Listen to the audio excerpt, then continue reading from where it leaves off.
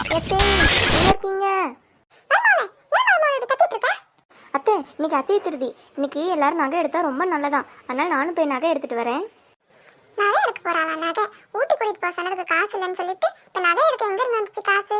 இப்ப பாரு மருமோனே, இப்ப அச்சய திருதிங்கிறதுனால எல்லாருமே நகை எடுப்பாங்க. அதனால நகை விலை ரொம்ப அதிகமா இருக்கும்.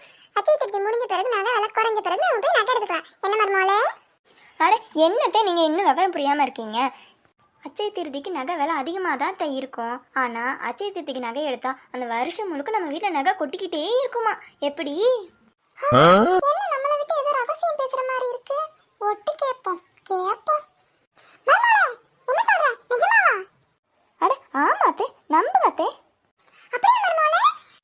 அப்ப சரி, என் மக கவிதா வந்துட போறா. அவ வரதுக்குள்ள உனக்கு 2 பவுனும் எனக்கு 2 பவுனும் எடுத்துட்டு வந்துரு. என்ன மருமோளே?